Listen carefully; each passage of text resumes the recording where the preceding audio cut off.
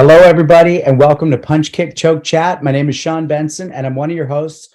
I'm so excited because I've actually been a little busy during my days, and I've missed a lot of these shorts. And I love when we hone in on a single topic so much. So I'm not going to introduce the topic, but some of the stuff we've been chatting about in the pre-call is I'm just so excited to chat about this within the realm of our martial arts. It goes hand in hand as far as I'm concerned, and we'll get there as we get there. But on our way there, I'm going to introduce our co-host, Sensei Randy Dauphin. Sensei Randy Dauphin is a 7th degree black belt in Legacy Shorin-ryu, Haketsuru White Crane, a 4th degree black belt in Muso Jikiden Ishinryu Iaido, and he has been my instructor for over 27 years, and he guides all aspects of my martial arts, whether I actually take that martial art from him or not.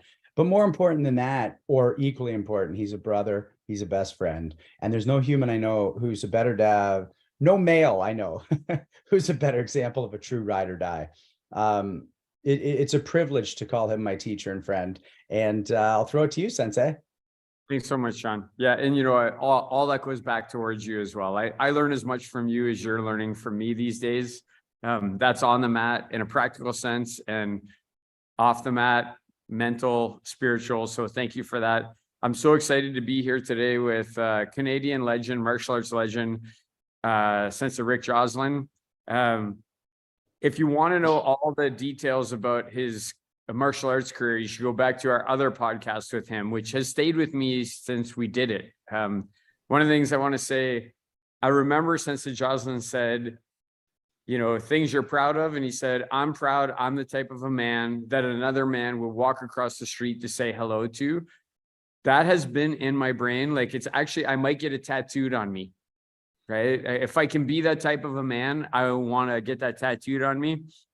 I also want to say, you know, I read an article recently where the article said the toughest man in Hamilton, and I think that's enough understatement. I think, like, he's not the toughest man in Hamilton. He's one of the toughest men in the world. All three of us share the biker lifestyle. We've all ridden motorcycles and love that brotherhood of that. He was also mentioned as an intimidating person, which my experiences with him were the same, but that helped me also to be intimidating in the right situations, right? You look up to somebody, but he's so much more than just intimidating, like so much more. If you're a martial artist and you're listening to this podcast 10 years from now or tomorrow, this person on this call has helped you if you're a martial artist, whether you realize that he has, or whether you don't realize that he has. He's a pioneer and he's an icon in martial arts, in karate, in jiu-jitsu, in martial arts in general, and being a martial arts business person. I look up to him like crazy. Not only do Sensei Legacy always mentions his name with reverence. Like, from my first day in the dojo, always with reverence. John Pearson mentions his name with reverence. Cesar Bukowski mentions his name with reverence. John Therrien mentions his name with reverence. Jean-Yves Theriault, like, the list goes on and on. These are all people who I look up to, and they all look up to him. And I'm so excited. The topic today, and it was picked by Sensei Joslin, is death and leaving a legacy behind. And we're going to go with this wherever Sensei Joslin wants to take it. Where do you want to go, Ben, to start? Well, Sensei Joslin, I'm so excited about your journey and how deep we're going to go with it. But let's start with something pretty straightforward, perhaps. What is a legacy, and is it important to leave one behind? Well, I think so. I think it's a dream that you started 70 years ago, 50 years ago, 70, and you work towards that goal to have a kindness and love, and in the martial arts business, for us to build such a reputation, and reputation is your business.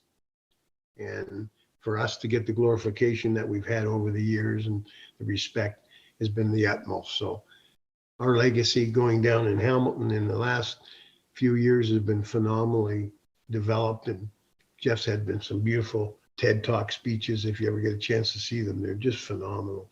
He's such a magical speaker. So it's gone a long ways, and I think that's one of the proudest things that we can say. And when, as I say, we've had different reunions and things because this is a different time in my life. but we've had some beautiful family club reunions of all the competition team. You've never seen so much love in one room. And that love wasn't from 2 days. That was from 40 years and 50 years of caring. So that's what life is about. So a legacy is your complete life of love. And if you've shown kindness and respect and you get it all back in the end, man, it makes you the most happiest man ever. And what you did in life was right. So to somebody, we're going to get to deeper concepts of death and so on, but for a younger person listening right now, who is at the beginning of that 50 years and they're going, man, I have the dream of a legacy one day. What would you tell them? Because the love is beautiful. And that's what every master's come to. And even in my 10 questions, that's where I ended up as going, I'm blown away by this. But at the same time, you do have to go through the channel of martial arts, the toughness, the fighting, the this, the that, if you're going to leave a legacy in this. So what would you tell that person their first year who has the dream, focus on this? What path would you recommend they walk? Well, basically, only start off small. You see a lot of the new ones, which they have to, unfortunately.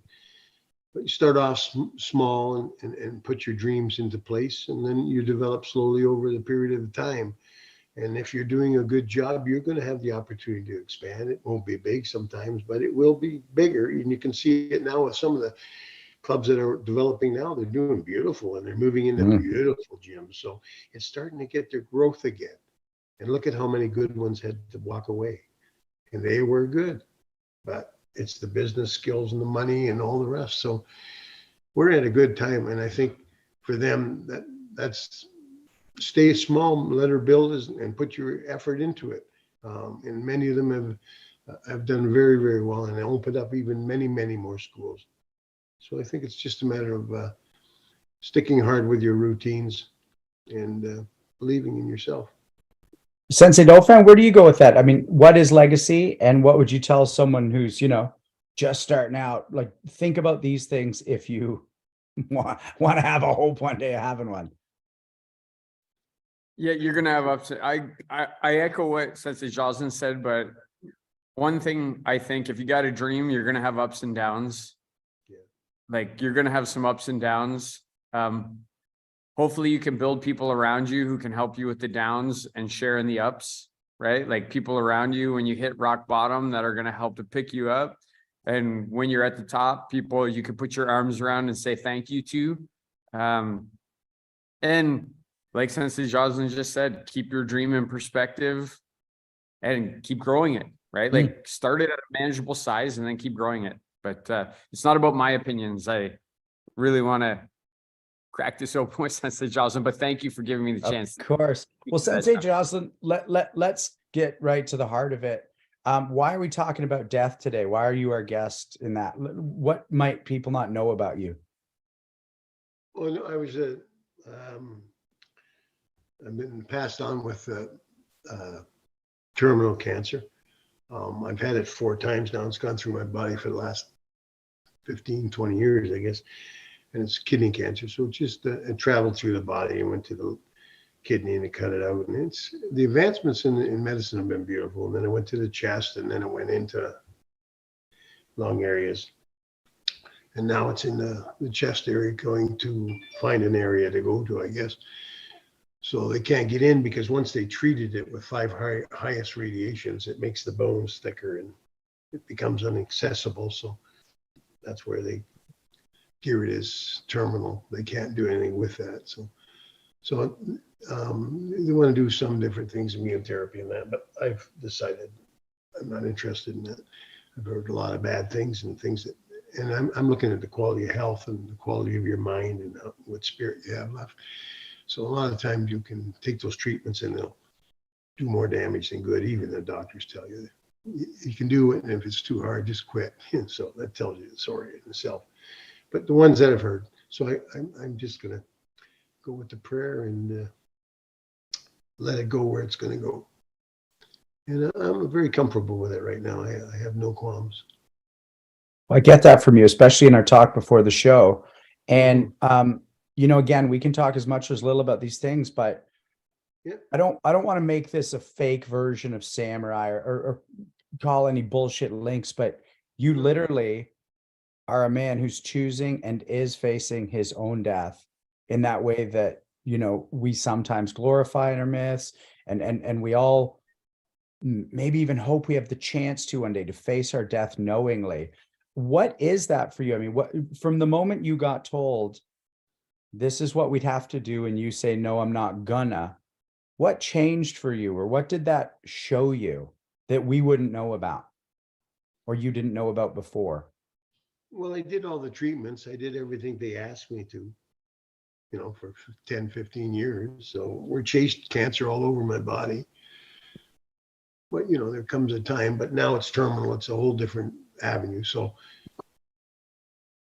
I don't know. I was always a Christian all my life, or a Catholic. So, and I different times in my life, I always prayed a lot, even as a youth, because when I started my karate career, that was a big thing for me. I used to run 15, 20 miles, and I'd stop at the church, say a few prayers. I'd go to church every Sunday, and I had God with me all the time. I felt that was a big part of my training. I wanted to be a world champion, and when I ran, I always had that mental support.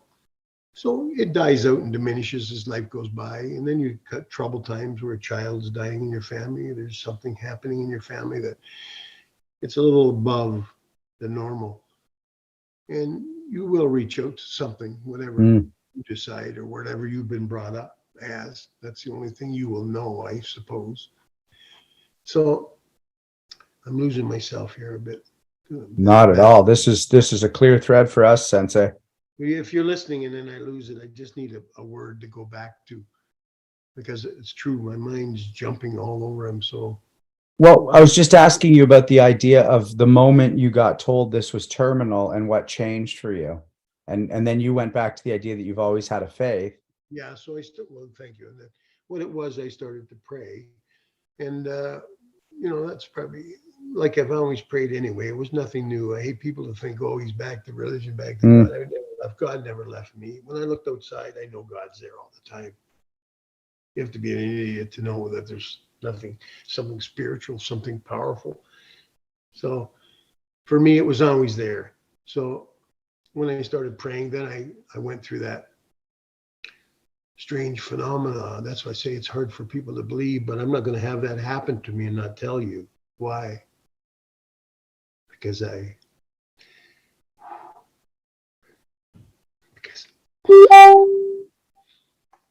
care, and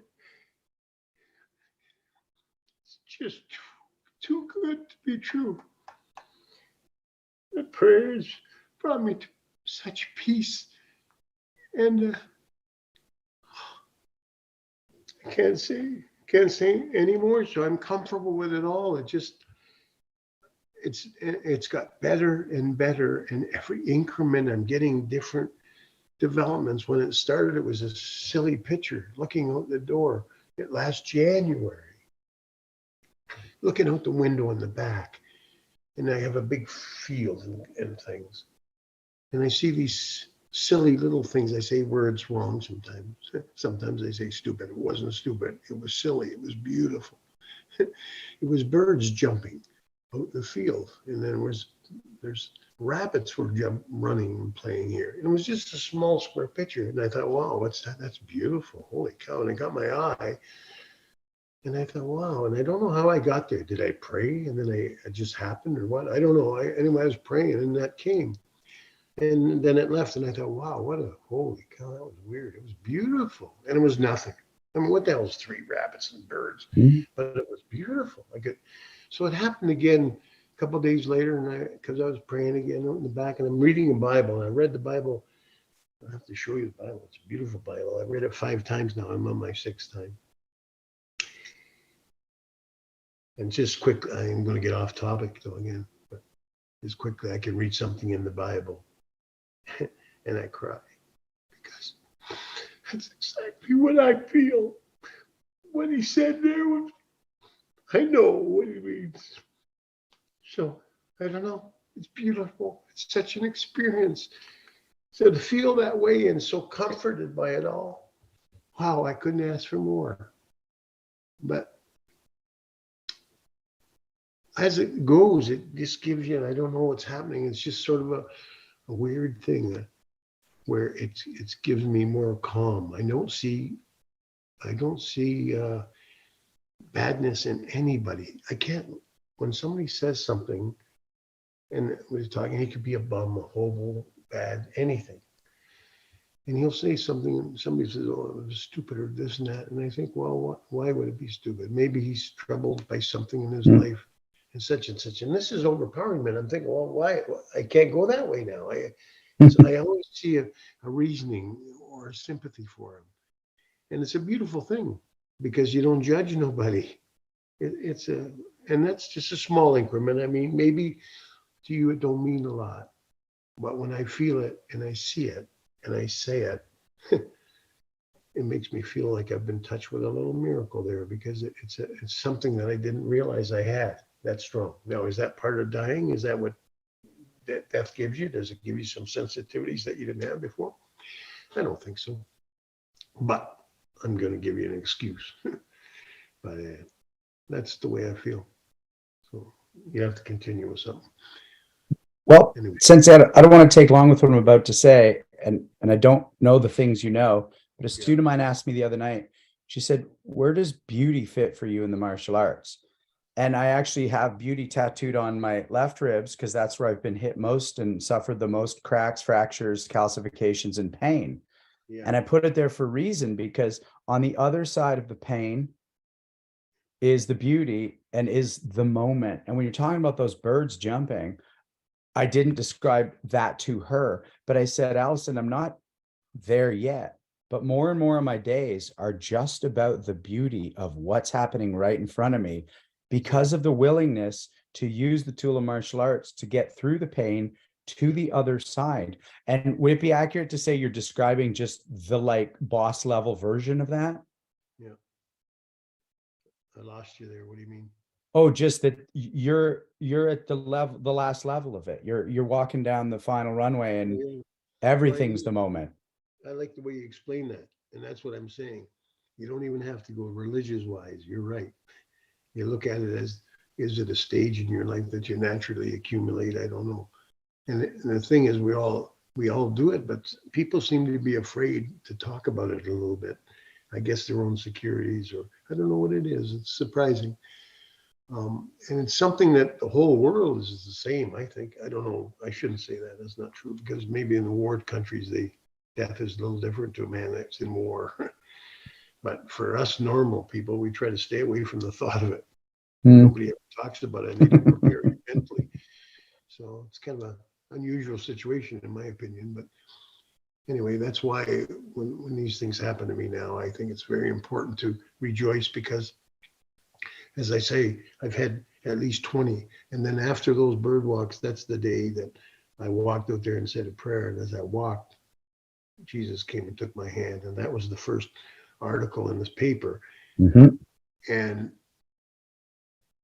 I'm glad I had the cahoots to do it because that I wanted the people to know whether they called you nuts or not. And I did nothing. I have heard nothing but beautiful, kind, loving, unbelievable words. So I bet. I did the right thing. And as I went, and that's only 3, and that walk was nothing now. Do you see what I'm saying? I've had miracles bigger, but in a different application. And some of those applications are smaller, but the applications are more in how I consider things, how I take attitudes, all these different qualities that you want in life become there, soothing, comfortable. So you're never ever troubled by things that used to trouble you, type of thing, or things that were so relevant, they're not even relevant now. So that whole equation of you worrying about it is all gone. So it brings peace, unbelievably. Probably getting really confused now, but. No, Sensei, honestly, you're talking about things that like mankind has been writing about and believing in and needing to believe in for thousands of years. I mean, nothing you're saying is a shock or weird or odd in the slightest. And it's lovely to talk about this in the context of martial arts. Sensei Dauphin, I want to go to you for a second. Just what's that? this one thing was, think about it like this. If I have all these dreams and God walked with me out there and held my hand and heated my body, sat with me, and didn't walk back with me, and I could feel him leaving. All the miracles and the kindness that he's given me, the friendships, the loving notes, the 20 and 30, 40 times of calm when I pray and talk to him, all questions coming to me and answering me and bringing me calm. If there is, when I talk to God, if there is no God, I just want to thank him for coming to me and talking to me at this time and giving me the pleasure of death. So if there is no God, I just wanted to thank him for coming and taking me in such a beautiful manner. You believe what you want, but I'm going to die happy and in love. And how can that story not be true when that's what he's done to my heart? And that's what he's done to me physically. And that's what I'm expressing to you. And that's why I'm expressing it to you. Pray. Pray is the answer in all your troubles. And if you're Hindu, Muslim, we're all going to the same spirit. And because you were raised in a different situation and a different faith, sometimes you have no better, and sometimes you have no faith. But a guy who has no faith can look up into the sky and he'll know God himself. So when he talks to him, don't tell me you have to be, in my opinion, now I could be wrong, but I don't believe you have to be baptized. That man that stands there has never had the education or the opportunity, looks up in the sky and he believes in the supreme being and says a prayer, in whatever manner he prays, he's not going to go to heaven, but you are, because you're Hindu or this or that. No, I think goodness will bring goodness. And I think we'll all be there. And I think what we're doing, we're all on the right track. And I certainly believe that they'll all be accepted when they use their faith properly. So Goodness will bring goodness. Sensei Dauphin, what I was going to ask just is about, how you've gotten through the tough times and what you consider to be tragedies. I got through the tough times by having people around me who could help me through the tough times because I couldn't have got through them on my own. Like Sensei Joslin, I've been a Catholic. My mom was a Catholic, went to church, went to Catholic high school, had all the jokes about, why did our football team always win? Because we drank holy water before the game and, all that kind of stuff, right? But, I wanted to share something with Sensei Joslin that this conversation is reminding me of my final days with my father, right? My father was a hard man and a tough man, and I'm grateful that he was a hard man and a tough man because he helped me with that. I never remember seeing my father cry until he was dying. And my father died of terminal brain cancer and then cried all the time and found God all the time. And he shared many sentiments with me that Sensei Joslin is sharing. So I believe it has to be true. Like, how can two great men like that be sharing similar things, going through the same things?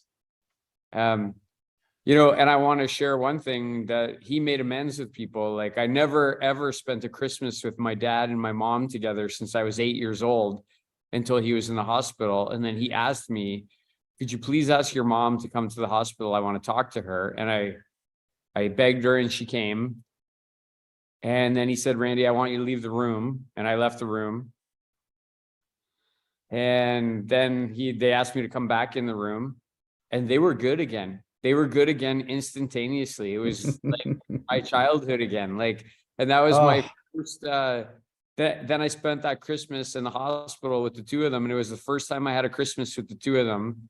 Yeah. And I remember my dad saying to me, God has told me to make amends with people that I did wrong to. And take this lesson from me, son. Make amends with people. Your heart will feel so good if you make amends with people. I feel so good that I made amends with your mother. And I just want to share that with you, Sensei Joslin, that when you're talking, it reminds me of things that my father has said to me when he was going through similar things that you're going through right now. Yeah, yeah, exactly. It's one of the things that, one of the strengths that you get at the end too. You have no enemies, and you want to leave people at peace. And I think one of the things that contribute that too, again, I think it's from our Lord. I think that's a blessing. He doesn't want to leave any of these people. When you feel that spiritual, you don't want to leave any of these people left in the world hurt. You don't want to leave them with anguish that fight still goes on and you're gone. That's why you do it. Yeah. I think it's a spiritual thing to comfort you more, and it's not even for me, it's for them.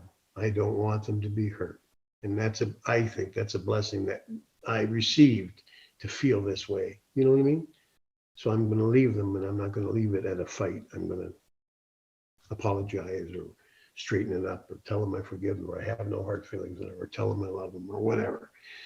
So I think it's a quality of not wanting to leave the earth and leave somebody behind that's hurt. So that's a beautiful attribute to pick up at the end of your life, isn't it? Yeah. Sensei Joslin, I shared something with you. I know, listen, what we're talking about, Sean has finding the Lord. Like I know he has very, very personal experiences with that, as well as with loss. And I want him to have an opportunity to share with you as well, since we're all sharing with each other. It was a beautiful story, by the way. I really enjoyed that. Thank you. Thanks, Sensei. For me, it was the loss of self first, where I got totally lost.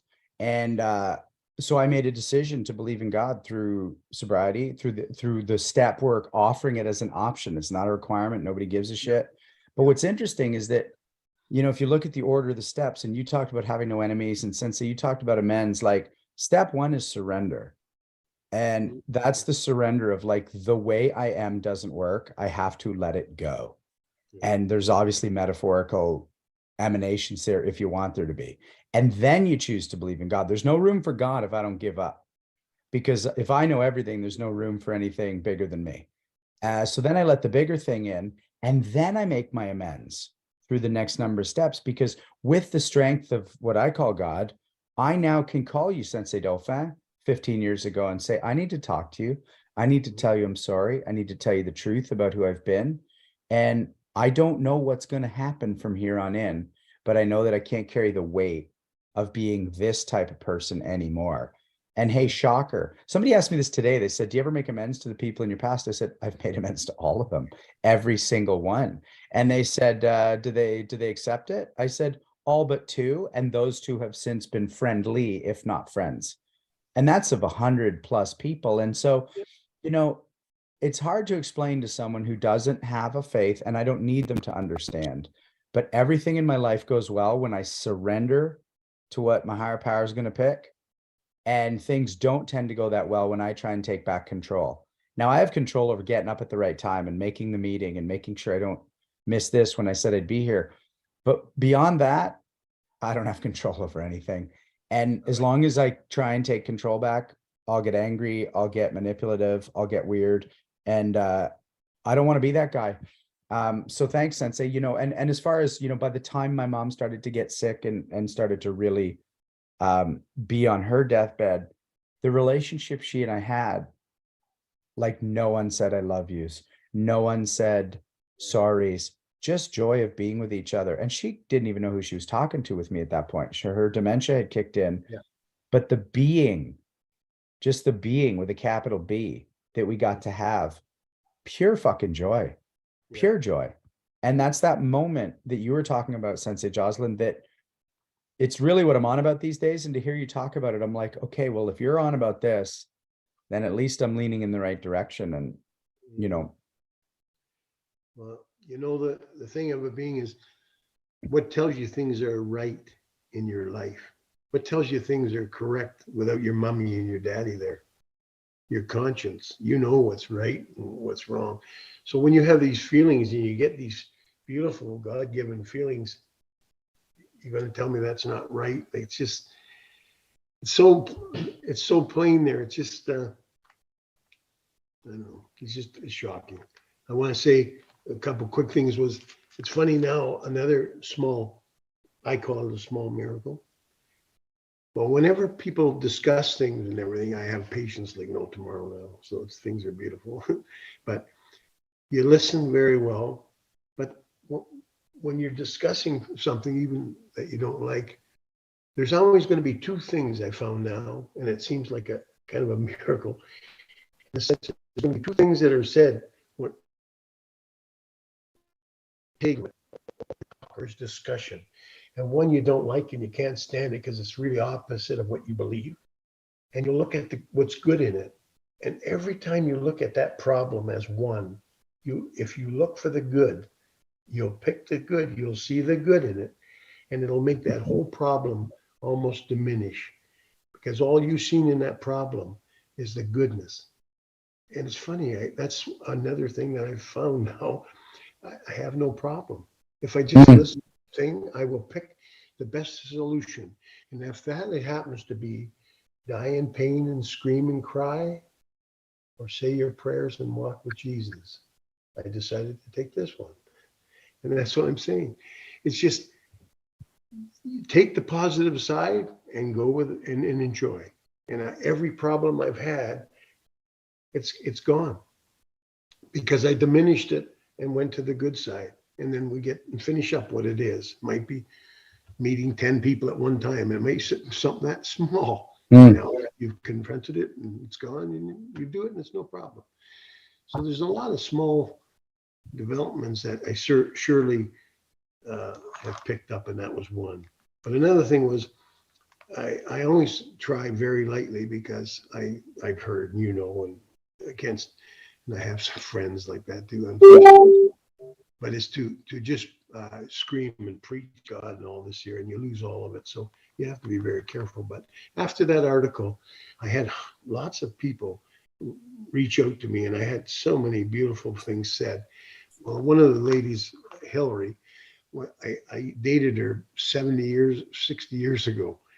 So when we were about 15, when she read the article, she's not religious. She's nothing.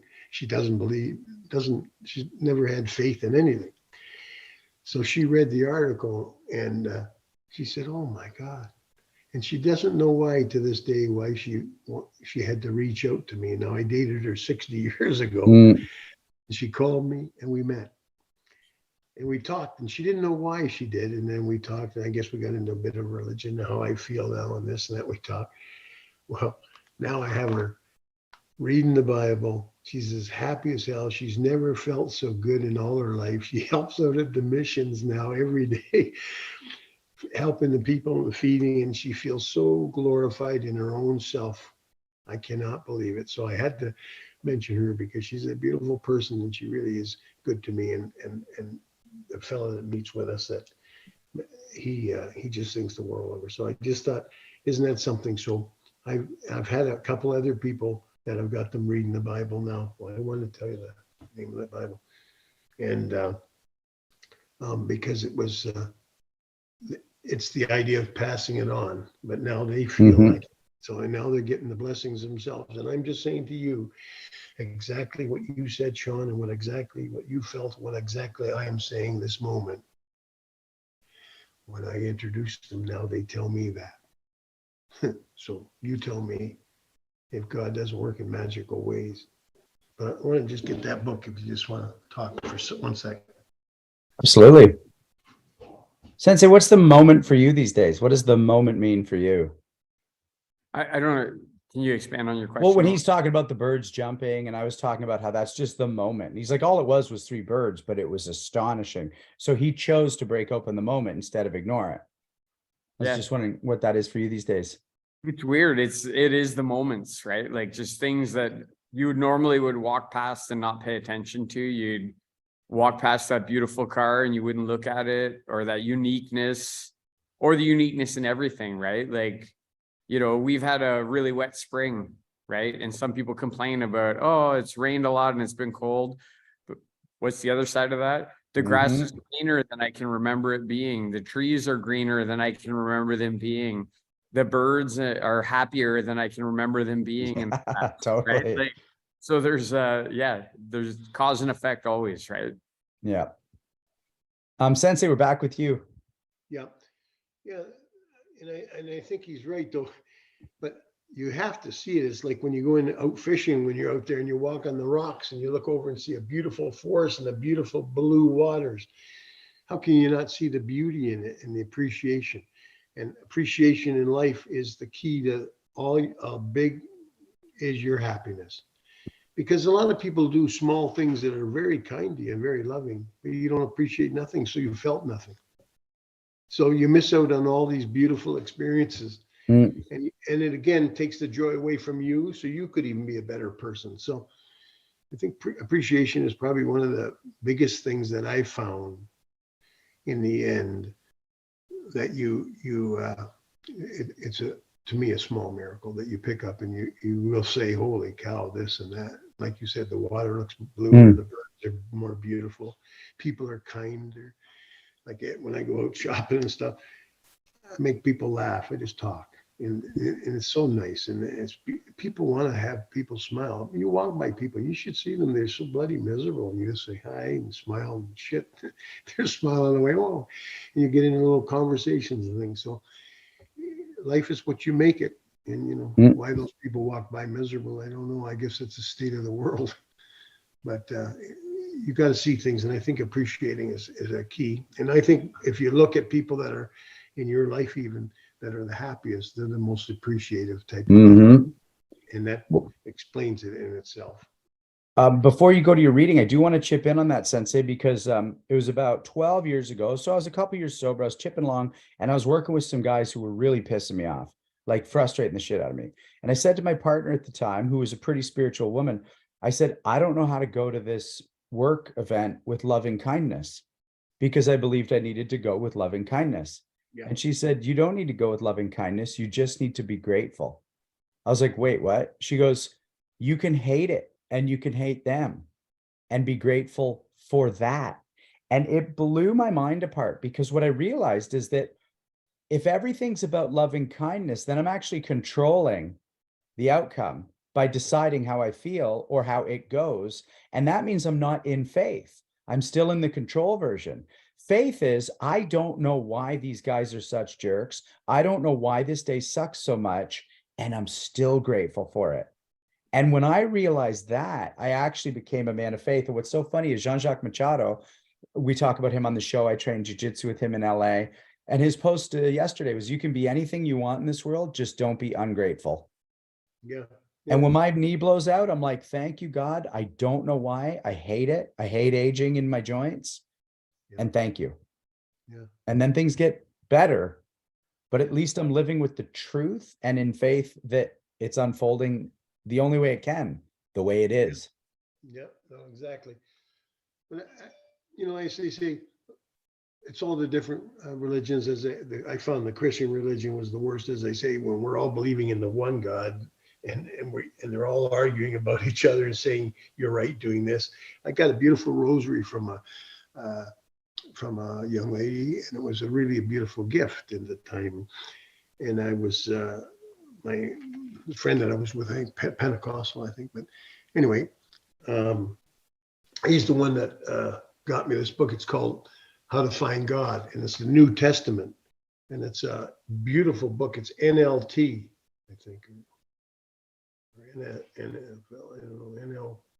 NL something, NI something, but it's all in good, soft words, gentle words, not the biblical on with a word. You have to look up another book to find out what what is it in English. It's like reading Shakespeare. You gotta. But if anybody ever look at that book, because it's all about God's love for us. It's not telling you you're going to burn to hell for 16 months and you can't see any goodness in that story. Remember what it said, burning for 16 months, or feel that God has love for all of us and forgives us all. Which one are you going to take? Well, I took that road. So, and that's what I'm saying. You have an option. I lost it again. You didn't lose it. You're doing great. Oh man, I tell you, it's too much in your head when all the experiences, but it's it is all those things that you've said are true, and you know them. This is the problem, eh? And then unless you incorporate them in your lifestyle, you don't get the treasure from it. Just like Sean said, you start using it and you get that pleasure yourself. Mm. So that's what you're doing right now, Sensei. You're taking the words and making them actions. Yep. Right now, by doing this show, and you're a man of action. You've always been a man of action. You've been a man of action forever. And you're showing us that again, that you're a man of action because you've read things and now you're acting on it and you're teaching other people like you've also always done. Well, I appreciate that. The thing is, that's why I say when you do anything in life, it's like a guy excited about fishing and you hate fishing, but you love hunting. You don't want to hear about fishing all day and you're never going to switch. So he gets to be a pain in the ass. So you got to introduce the fishing slowly. And it's the same with this. It's just, you got to show it yourself. And that's what I wanted to do, and be able to keep it mellow enough that people would at least think, well, maybe he's got a point there, rather than thinking, God, I wish he'd shut up and stop talking about fishing. You know what I mean? So I'm trying to just keep it mellow and let them just open your own mind, because everybody in this world has some kind of belief or faith of something, how they got here, this, that.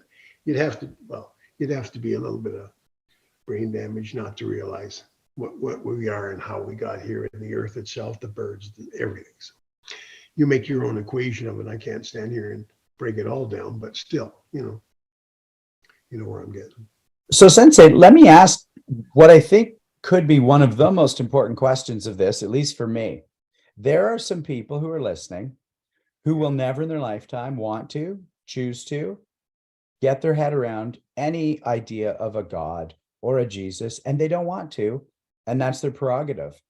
At the same time, what would you want to offer them, or how would you relate what you know to somebody who doesn't see it, feel it, or hear it in a way that you see it, feel it, or hear it, that's still helpful or of service? Because there will be 50% of the people who'll be like, well, obviously that's his experience, but that'll never be mine, so I'm not that interested. Yeah. Well, you just said the answer yourself. They're not even ever interested. That's their mindset. They have no openness to nothing. So no matter what you tell them, they're not going to be ready for it anyway. But you need somebody that's got a mind that, obviously, do you not think that anyone that walks in this world can't see the beauty, can't see the mystique, can't understand there's something special? So they have to have some kind of understanding of something, right?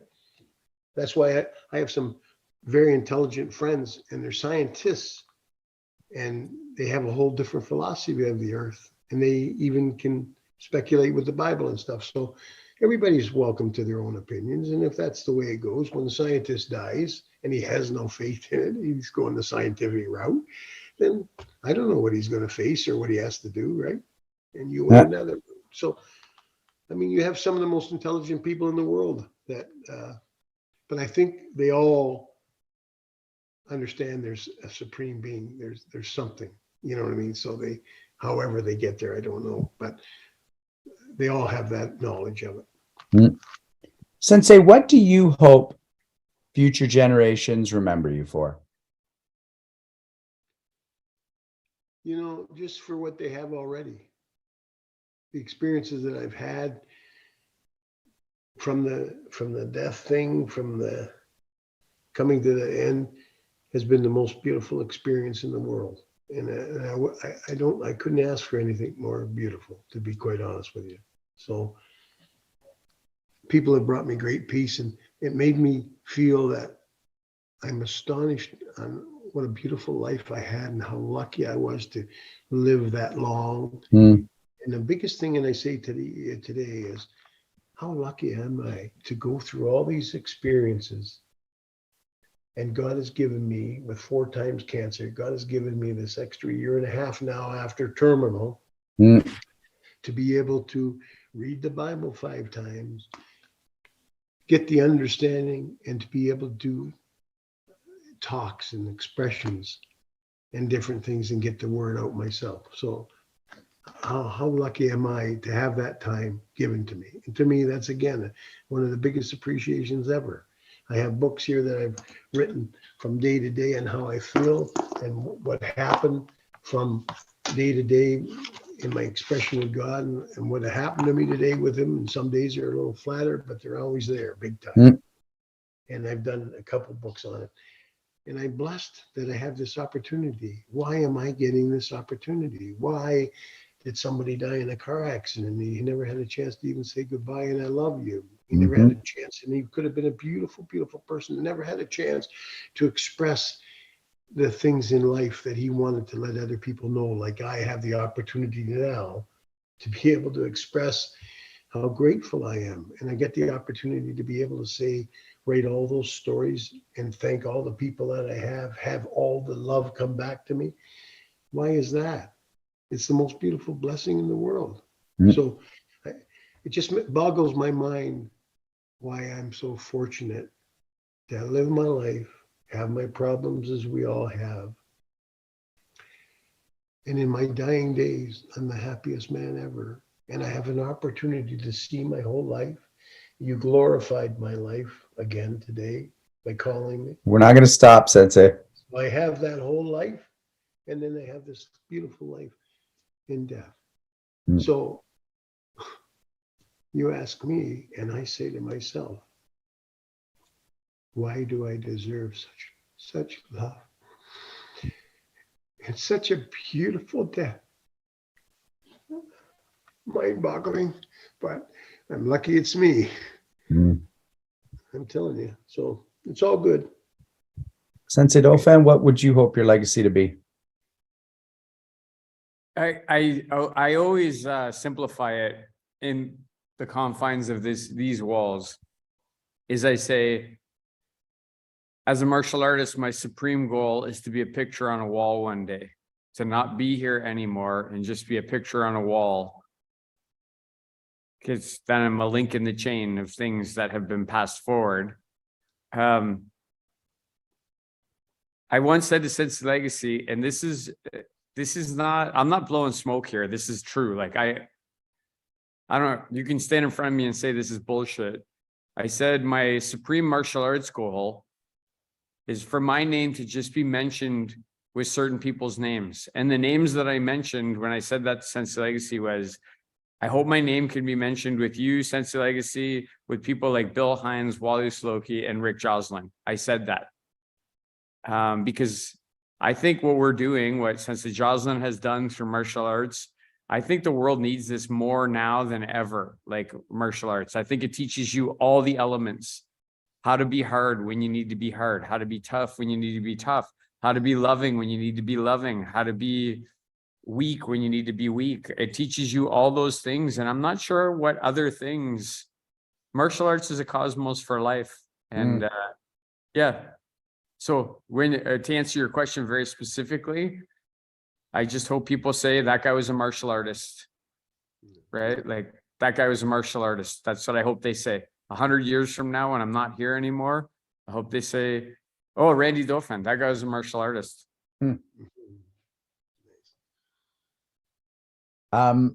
So what I think makes a bit of sense is maybe we'll go around the horn. Sensei, you can say a little bit about our show today. I will, and then we'll let Sensei Joslin take us out. Does that work for you?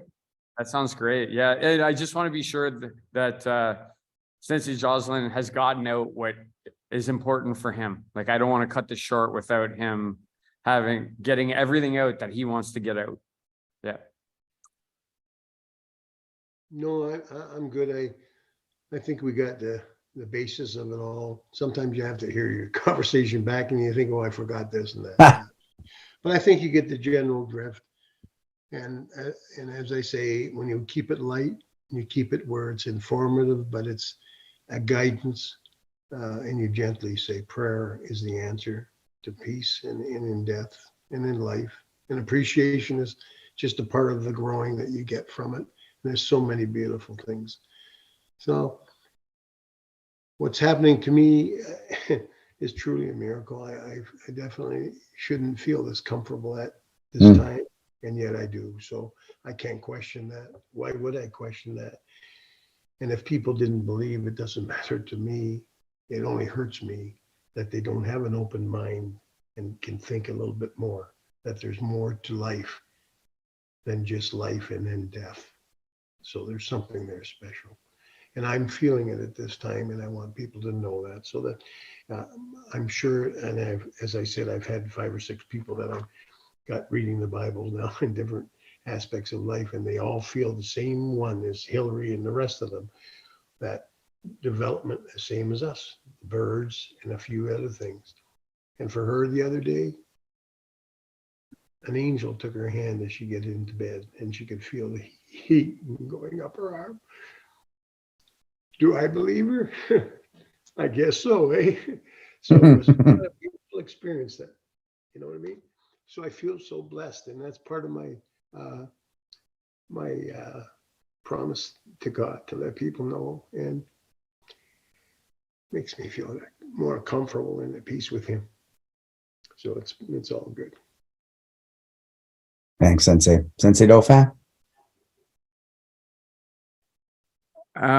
Yeah, you know, you said Sensei Joslin, I have no problems, right? Like you said that in this podcast while we were talking.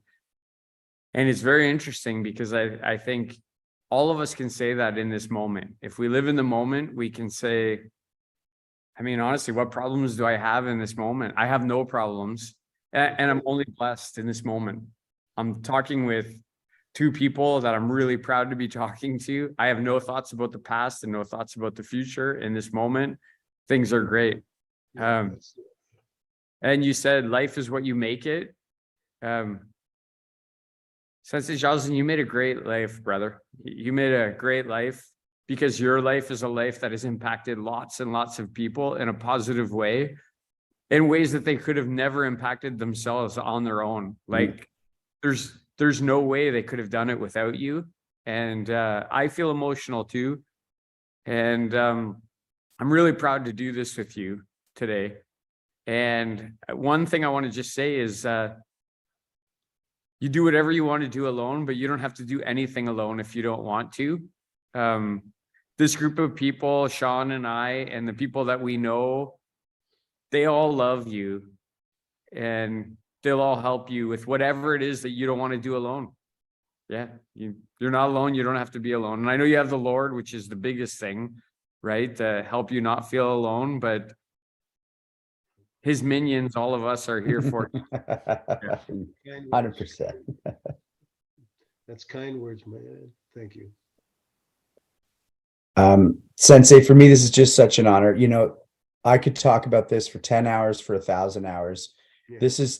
I'm getting emotional too. This is the core of my life. Yeah. This is the core of why I have a good life. Yes. And, you know, the same as with martial arts. These things we're talking about are for the people who want them, not for the people who need them. Because if the people who needed martial arts took martial arts, every stadium in every town would be filled every night.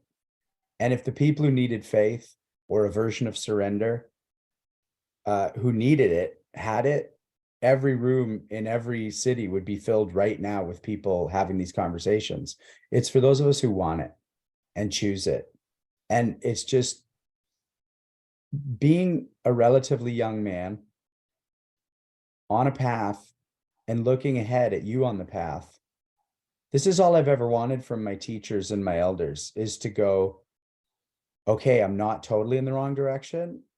And if anything, I'm now fortified to keep walking in that same direction, shoulders a little further back, tires a little fuller, and let's be on this path. And this conversation has just deepened every single thing I hold to be true. And I appreciate it. Oh, that's great. That's beautiful. That's so much that we just need that little bit of inspiration and guidance. And I think, because, you know, it's funny how many Muslims and Hindus and different people that we've met in the club, and you should see the love they show for me. Do you understand what I mean? Oh, yeah.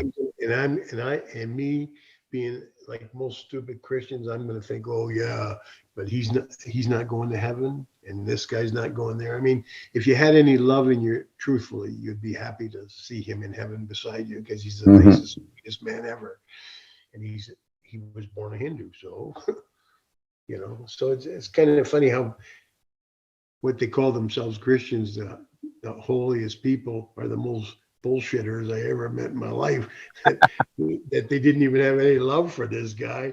They want to go to heaven and leave this guy burning somewhere else on the road. Unbelievable. That you know what I mean? And these are supposed to be the closest people to God. Oh, but when I didn't finish that other story was, I got my Pentecostal guy, a black fellow, when I got my and he's a beautiful, beautiful human being, but when I got my rosary given to me, he thought it was a sacrilegious thing, that the Bible doesn't have anything about the rosary and all the rest. And he took all the joy and the love that I had receiving that gift from somebody else that was holy as a gift, and he took all the joy away from it. And I thought, holy cow, you see, here's a Christian who didn't give two shits about the other one. So it's kind of funny, when they believe their beliefs, they don't care what you believe. It's kind of Sure. We couldn't question that. And I thought, wow, it's unbelievable. So anyway, we don't discuss it, but I've told him my experiences with God and so forth. And he's right up there, and he's amazed and understands it fully. And he's marveled by it all. And here's the guy, if I touching the rosary, it was sacrilegious. So it's funny how and these are all Christians, and they all have different views on these things. So you got to make your own mind up and read what you read. And that's why that Bible's good, because it's so gentle in the words, and it's a motivating read. So when you read it, you go to bed feeling beautiful and loved by God. So I wish that on all you guys. How's that? Thanks, Sensei. You're Thank welcome. And it was a very good conversation. I hope it comes out okay, because sometimes it can be questionable how it sounds in the end. But I hope it sounds as beautiful as a lot of the words that we expressed together today are. People can question all they want. It's all good. Yeah. Fuck those guys. It was beautiful. They're all in the ride, and they're all going to come here someday. So better pick up some ideas quick. But I'm very, very blessed, and I do definitely say, from the bottom of my heart, God has come to me in the strangest and most beautiful way. I must have done something right.